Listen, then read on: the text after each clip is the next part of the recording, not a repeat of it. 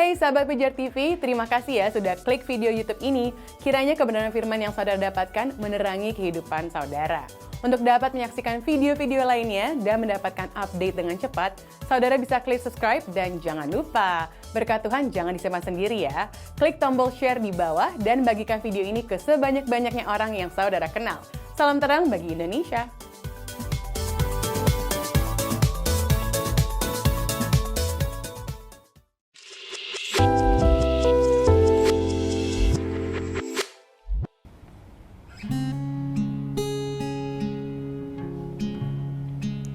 Sungguh besar pengorbananmu bagiku, terlalu dalam untuk dimengerti.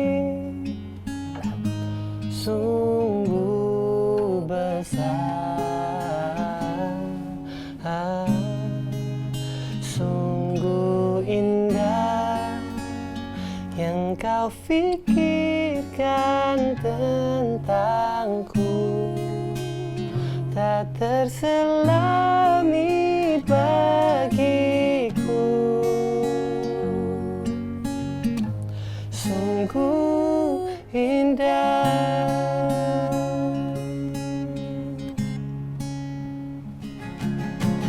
Kemanakah aku dapat pergi, menjauhi rohmu yang suci, kau sahabat dan kau dekat.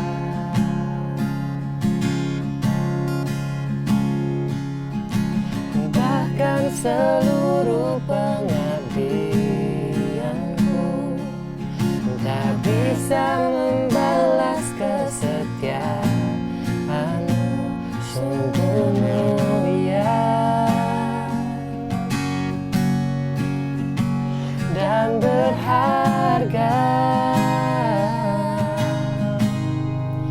sungguh besar pengorbananmu bagiku, terlalu dalam untuk dimengerti.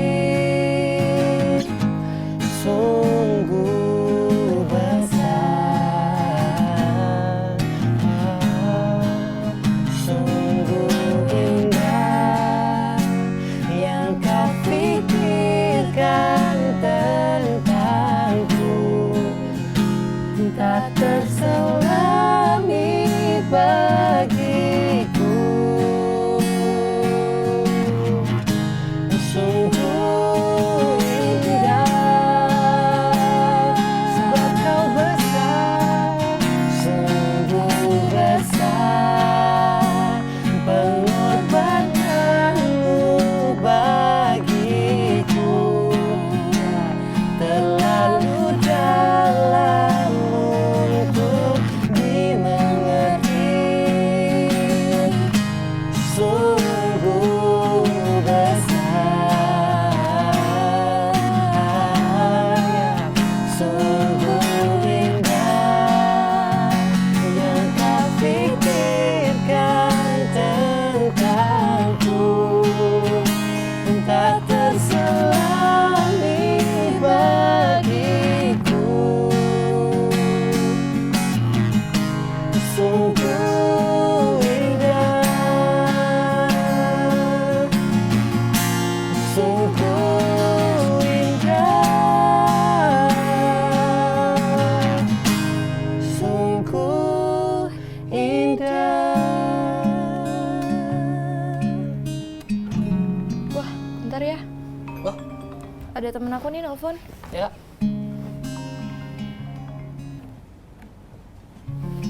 Halo, kenapa?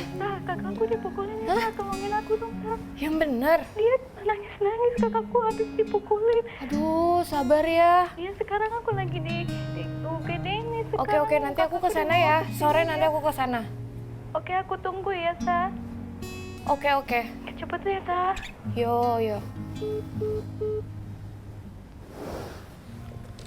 Kenapa tuh kak? Kok Ini- aku ngedenger dari samping gitu kayak histeris banget suaranya. Iya, temen aku cerita tentang kakaknya, serem banget deh. Hah, kakaknya kenapa tuh kak? Parah banget ya kak ya? Iya. Kenapa emang ya? Elsa, kamu manggil aku tadi. Iya Kak Elsa, aduh aku mau cerita nih. Kenapa gimana? Jadi aku barusan terima telepon dari temen aku. Terus? Terus dia cerita tentang kakaknya. Sebenarnya ini kasusnya udah cukup lama sih, cuma baru kejadian tadi kakaknya baru masuk UGD. Oh, kenapa tuh? Wah, Karena dia cerita kakaknya itu menikah sama orang yang mungkin gak benar-benar cinta. Jadi suami kakak dari temen aku itu kayak mungkin hypersex gitu ya kayak kalau secara nggak langsung.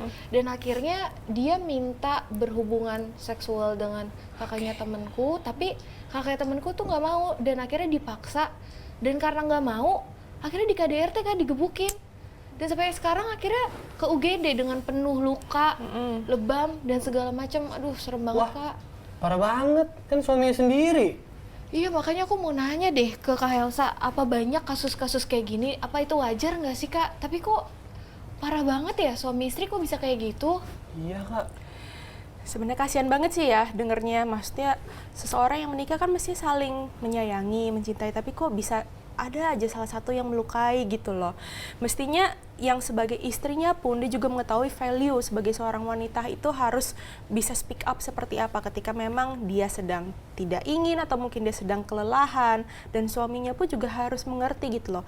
Istrimu itu kan harusnya disayangin gitu, dan sebagai seorang istri pun juga suamimu harusnya disayangin, tapi bukan berarti harus diturutin terus menerus seperti itu. Duh, gimana ya? Wah, tapi yang aku bingung nih kak nih. Kenapa sih kak endingnya cuma nangis-nangis doang? Kan istrinya bisa ngelapor ke polisi tentang suaminya yang KDRT itu. Itu nggak Kapok. mudah tahu dek. Coba aja kamu bayangin. Teman aku juga udah bilang nih, sebenarnya mau dilaporin kan ke polisi, tapi kakaknya tuh malah nggak mau karena takut apa kata orang, dijudge, nanti istrinya nggak mau melayani suami, takut kata-kata kayak gitu deh kak. Ya gimana ya, soalnya kita masih hidup di negara Asia gitu, Indonesia masih bagian dari negara Asia, dan hal-hal seperti KDRT itu yang di rumah tangga itu masih jadi zona abu-abu.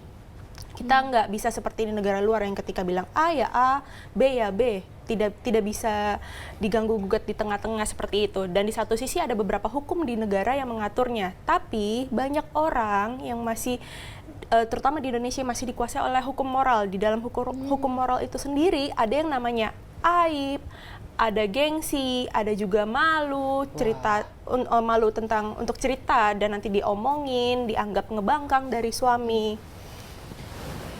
Seperti itu. Dan juga sebenarnya gini, penyerangan seksual atau tindakan seksual yang tidak diinginkan yang dilakukan oleh satu orang kepada orang lain, serangan seksual itu tidak pernah dibenarkan. Dan jika itu terjadi kepada salah satu dari kalian gitu, ketahuilah bahwa itu sebenarnya bukan salah kalian. Intinya penyerangan seksual adalah tindak kekerasan yang dilakukan oleh seseorang untuk merasakan kekuasaan dan memaksakan kekuasaan yang dia punya kepada orang lain. Itu bisa datang dalam berbagai bentuk. Misalkan gini, pemaksaan. Aku tulis saja ya. Boleh kak. Jadi ada beberapa tipe. Misalkan yang pertama itu adalah pemaksaan. Nah, pemaksaan itu bisa berupa seperti sentuhan seksual yang tidak diinginkan, termasuk memaksa untuk berciuman, meraba, membelai. Itu udah termasuk dalam pemaksaan. Lalu yang kedua adalah pemerkosaan. Pemerkosaan ini ya seperti sering kita dengar gitu kan ya, hal yang tidak diinginkan lah, dan itu bisa membuat trauma. Nah, pemerkosaan ini sendiri pun bisa termasuk dalam hubungan seks secara vaginal, oral, ataupun anal, dan itu semua di luar dari keinginanmu tanpa persetujuanmu, dan bisa berlangsung hingga ke penetrasi. Lalu yang ketiga adalah penyerangan seksual juga, tapi dilakukan oleh orang yang mereka kenal, seperti teman sekelas, tetangga, atau teman. Jadi ini penyerangan oleh orang yang dikenal. Lalu ada juga pemerkosaan saat kencan.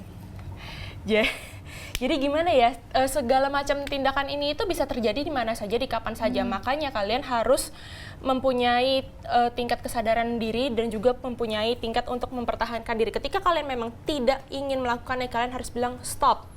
Jangan paksakan, karena hal tersebut sebenarnya bisa dijatuhkan hukuman. Pemerkosaan saat bekerja. Lalu yang terakhir, bisa juga bentuk kekerasan lainnya. Seperti eksploitasi, lalu juga perdagangan, lalu juga pesan seks yang tidak diinginkan. Dan juga sebenarnya catcalling juga termasuk sih. Seperti itu. Sering banget tuh ya Kak. Iya. Tapi aku mau tanya nih Kak, ini pemerkosaan saat kencan, gimana mungkin Kak, kan mereka kencan nih. Tapi kok termasuknya pemerkosaan sih? Iya. Sebenarnya gini, ada kita buka-bukaan aja ya. Seseorang ketika berkencan pasti kan cuman kebanyakan berdua, ingin me time bareng lah, ingin sayang-sayangan gitu. Nah, tapi di satu sisi ada seseorang yang tidak tahan dengan hawa nafsunya. Itu bisa baik dari perempuan ataupun dari laki-laki. Tergantung dari hasratnya dia seperti apa, setinggi apa. Nah, kalau misalkan mereka memang selama pacaran mempunyai value yang kuat, oke, kita menjaga kekudusan nih ya, sampai nanti kalau misalkan kita jadi nih, sudah menikah, ya udah mereka bisa lanjut dan tetap sakral sampai akhirnya menikah dan mereka baru mencobanya. Tapi ada beberapa yang tidak kuat. Dan salah satu masih ingin menjaga kekudusan, yang satu lagi tetap ingin mencoba karena kita kan udah pacaran, kita udah pacaran berapa tahun, bolehlah, inilah, toh kita juga udah, misalkan udah nyicil rumah nih, udah bikin tabungan bersama, udahlah pasti jadi bareng kok, kenapa enggak? Kayak gitu, akhirnya jadi pemaksaan oleh salah satu pihak, seperti itu. Jadi kalau yang termasuk pemerkosaan saat kencan itu yang dipaksa gitu ya Kak?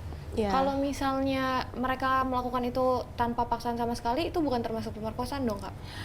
Gini, kalau misalkan memang yang satu meminta lalu satu yang memberikan, tapi apakah yang memberikan ini dia concern dengan akibat-akibat yang lainnya? Kalau misalkan ketika dia memberikan, kan aktivitas seksual itu ada beberapa tipe, ada yang oral lah, ada yang vaginal lah, terus ada beberapa tipe lainnya. Kalau misalkan dia memang hanya ingin memberikan oral, tapi ternyata jadinya ada yang di vaginal, itu juga termasuk pelecehan. Tapi kalau kasusnya kayak temennya kakaknya Kak Elsa itu Kak, kan udah bersuami istri. Emang ada bisa pemerkosaan terjadi di dalam satu hubungan? Kan konteksnya istrinya tidak menginginkan kan, mungkin aja ada alasan lagi capek kayak, atau mungkin lagi haid lah, atau mereka kelelahan atau kayak gimana, iya kan? Tapi kan udah sah Kak. Udah, kan tadi dijelaskan, karena yang si istri itu tidak mempunyai concern untuk oke nih, ayo sama-sama, sedang tidak sejalan gitu loh, tetap dipaksakan, dan itu tidak boleh. Walaupun dalam ikatan pernikahan sekalipun ya. Yes, karena gini, setiap orang meskipun sudah ada ikatan menikah atau bagaimanapun, setiap orang tuh masih mempunyai hak untuk tubuhnya sendiri. Ya. Nggak bisa kayak misalkan A menikah dengan B, berarti si B itu juga udah punya si A, si A juga udah punya si B. Nggak bisa seperti itu. Tubuh ya tetap tubuh kalian sendiri. Kalian menjaga diri kalian masing-masing meskipun sudah menikah, begitu. Oke. Yang serem sih ya karena kayak gitu tadi ya Kak, sampai KDRT cuma gara-gara nggak mau. Aduh, kasihan banget deh. Dan sebenarnya kalau misalkan kasus seperti kakak temanmu itu, bisa dijelaskan sih. Nanti kalau misalkan temanmu telepon lagi ya, kamu bisa bantu dia untuk jelasin ke kakaknya. Kalau misalkan seseorang yang mengalami penyerangan seksual, itu sebenarnya pertama, bukan salahmu. Karena penyerangan seksual itu merupakan kesalahan dari orang yang menyerang, bukan kesalahanmu sebagai seseorang yang tidak ingin disentuh. Lalu yang kedua adalah penyerangan seksual itu tidak selalu disertai kekerasan. Bisa aja penyerangan seksual itu dari konteks tidak memberi izin, lalu istilah dilecehkan, dikasih omongan-omongan kasar. Kok kenapa tidak melayani? Saya kan suamimu, atau misalkan sebaliknya. Lalu juga ada penyerangan seksual yang tidak selalu tentang seks. Bisa saja tindak kekerasan dan agresi. Terus juga hal tersebut pokoknya bukan berlandaskan dari rasa cinta dan rasa hormat lah. Terus yang terakhir pokoknya tolong kasih tahu temenmu kakaknya sedang butuh dukungan, bantu dia. Dan kalau misalkan kakaknya ingin butuh dukungan dari kita pun juga harus memberikan dukungan, membantu dia. Karena biasanya seperti misalkan sudah mendapatkan kekerasan seksual, itu biasanya mentalnya suka terganggu. Entah dia langsung berasa kotor lah, ingin membersihkan diri terus-menerus lah. Oh, ada kayak gitu ya, Kak? Ada seperti itu. Kayak ada traumanya tersendiri jadinya. Aduh. Kak, tapi kalau misalnya si istri memang setuju untuk melakukannya nih, Kak, apakah itu bisa disebut juga pemaksaan, tapi ya berakhir ke penyerangan seksual? Ya tergantung, seperti tadi dijelaskan, persetujuan itu sejauh mana? Apakah dia hanya di aktivitas A, B, atau C, atau semuanya boleh? Kalau misalkan dia hanya memberikan persetujuan untuk terjadinya dilakukan satu saja perbuatan, dan yang perbuatan-perbuatan lainnya tidak diinginkan, tapi ternyata lawan jenis yang menginginkan 2 tindakan, itu sama saja termasuk pelecehan, seperti itu. Berarti harus ada persetujuan ya, Kak, ya? Iya, Antara 2 pihak ya, Kak. betul. Kak, dampak psikologisnya apa aja sih, Kak? Tadi? Lebih ke respon emosional sih ya, yang umumnya biasa mencakupnya kayak terkejut lah, malu lah, terus berasa aib banget deh. Abis itu kayak jadi nyalahin diri sendiri pertama karena dia tidak bisa memproteksi dirinya sendiri, yang kedua karena kenapa ya kok gue menolak, padahal itu kan masih pasangan gue. Jadi kayak ada dilemanya tersendiri, lalu juga merasa bersalah karena menganggap dirinya yang memicu nafsu seksual dari lawan jenisnya, marah, kepahitan, seperti itu sih. Wah, ngerusak gambar diri banget berarti ya, Kak, ya? Banget. Bahkan yang ya ciri-ciri fisiknya seperti tadi ada jelasin kayak merasa kotor, terus perlu mandi berulang kali lah, ada kecemasan, panik, terus mungkin bisa ke depresi, terus bisa mungkin beralih lagi kayak ke perubahan pola makan, pola tidur, jadi anxious pas malam, kayak gitu kan. Karena biasa orang konteksnya kejadian seksual tuh di malam hari, di tempat yang gelap, seperti itu. Jadi kayak ada anxious ya tersendiri lah, kayak gitu. Bahkan kalau misalkan untuk jangka panjang, itu bisa menuntun seseorang untuk memakai obat, memerlukan obat. Obat penenang gitu ya, Kak, ya? Betul. Astaga. Kak, kalau misalkan dia menolak untuk melapor ke polisi tuh, Kak. Iya. Kita yang laporin gitu, Kak. Nah, kalau misalkan kamu yang laporin, gini, setiap proses pelaporan pasti perlu memerlukan barang bukti, ya kan? Entah itu dari dia hasil visum karena luka, pasti kan setiap kali ada paksaan itu ada luka lah yang tidak diinginkan yang terjadi gitu, karena biasanya kan jadi kasar, ya kan? Nah, salah satunya hal itu yang diperlukan. Lalu juga saksi ketika proses kejadian terjadi. Nah, hal-hal itu harus kamu sebagai pelapor sudah mempunyainya. Karena kalau misalkan kamu cuma lapor doang ya jatuh jadi kayak ini ada gosip nih gue sebarin, istilahnya kayak gitu, kurang kuat lah. Kayak gitu. Jadi kamu mesti bekerja sama dengan adik dari temanmu itu untuk bisa nggak mintain barang bukti dari kakak kamu, kita bantu deh, kita support deh. Karena kalau misalkan kamu cuma melaporkan aja tapi tidak ada barang, ya gimana ya, orang juga bingung kali mau mulainya dari mana.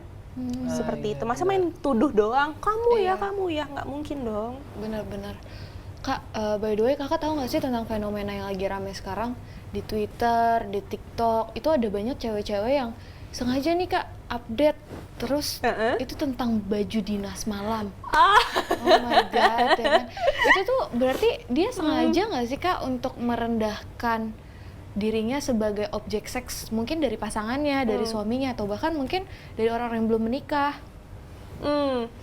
Sebenarnya ya lucu sih, itu kenapa dinamain sebagai baju dinas, padahal bajunya itu kagak ada tingkat keamanannya sama sekali kan. Apalagi ada beberapa namain baju dinas malam, baju dinas anti pelakor, seperti itu.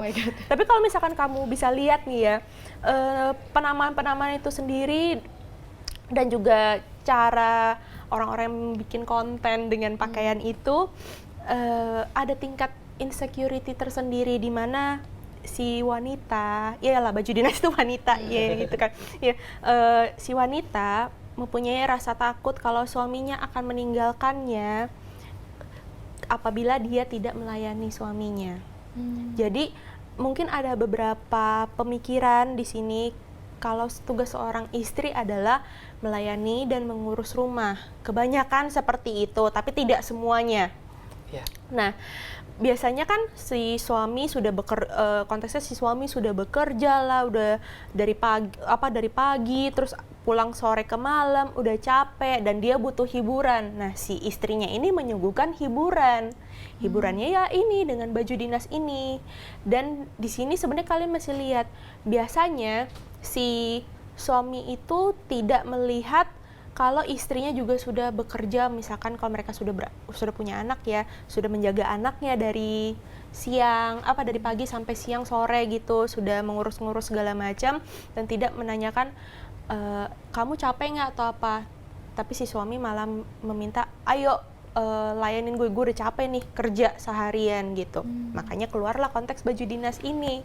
Dan sebenarnya ini jadi agak menurunkan standar wanita tuh seharusnya dihormatin ya, bukan cuman jadi kerja ngelayanin gitu doang gitu loh, kerja dalam konteks melayani terus gitu, ngurus anak, ngurus suami. Kapan si istrinya bisa berdandan atau misalkan bisa juga untuk memperhatikan dirinya sendiri, untuk me time-nya sendiri. Nah, makanya terkadang jadinya ada cekcok dalam rumah tangga karena salah satu tuh tenaga lebih terkuras dibanding yang lainnya. Tapi kan seseorang yang bukan merasa bersalah sih ya, seseorang kalau udah di rumah tangga udah saling capek pasti makin lebih sering menunjukkan gue yang lebih capek dibanding lu gitu loh.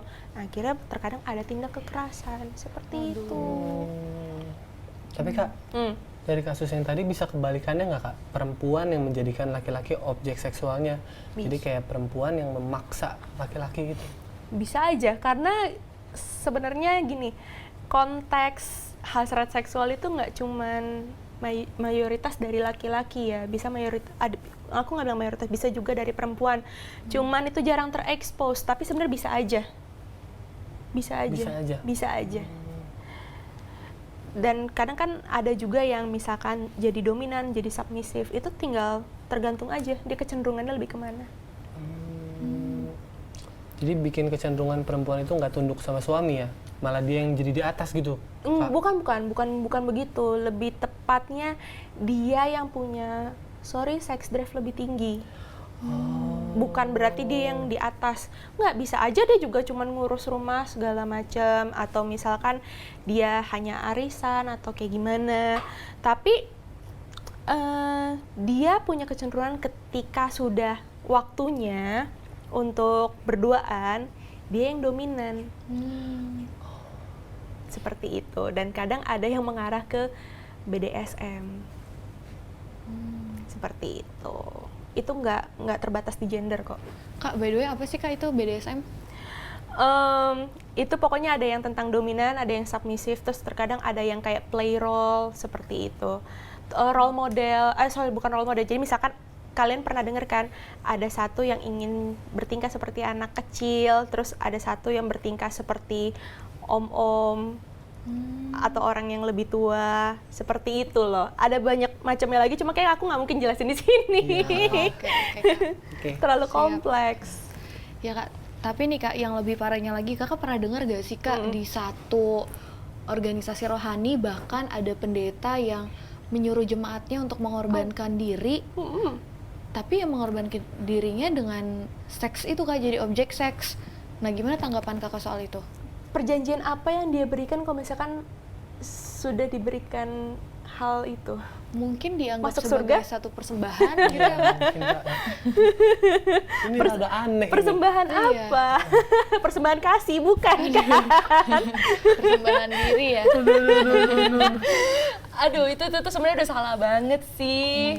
Enggak. Yang itu aku, sebenarnya aku pengen no comment ya, cuma itu udah salah banget sih. Mestinya nggak seperti itu. Oke. Jadi itu termasuk penyerangan seksual dong Kak?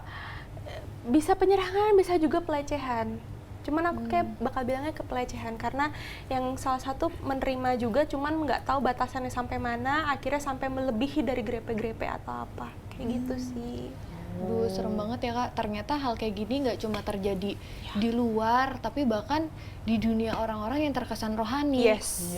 Dimanapun. Makanya kalian masing-masing nih, baik perempuan maupun laki-laki, harus concern ya dengan tubuh kalian sendiri, dan kalian harus mempunyai batas privacy dengan orang-orang lain gitu. Misalkan ada part tubuh mana yang tidak nyaman untuk disentuh, kalian bisa bilang, oh sorry, nggak nyaman gitu.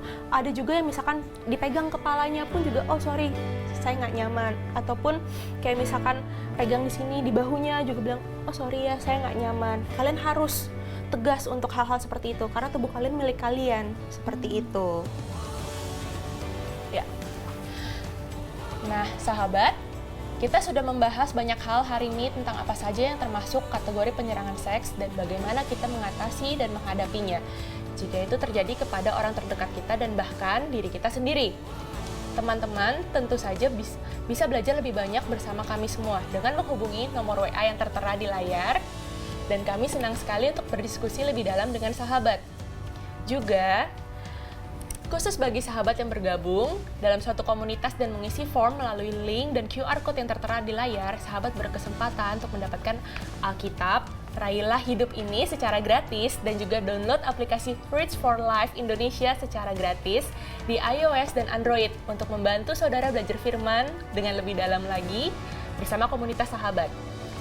Bahkan, Alkitab ini diperlengkapi dengan modul dan bahan pembahasan yang bisa membantu setiap pemimpin dan anggota kelompok menjadi mentor yang lebih baik lagi.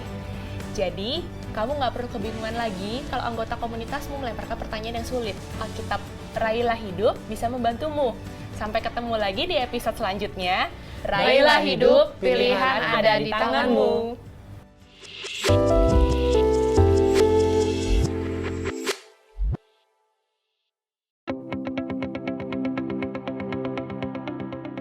Sahabat Pijar TV, Shalom, apa kabar? Terima kasih sudah menjadi sahabat dan menjadi pemirsa setia program-program Pijar TV. Kami sungguh rindu agar saudara bukan saja diberkati dengan menyaksikan program-program ini, tapi juga dapat berinteraksi dengan kami untuk berdiskusi dan bahkan didoakan melalui WhatsApp dan telepon yang tertera di layar kaca ini.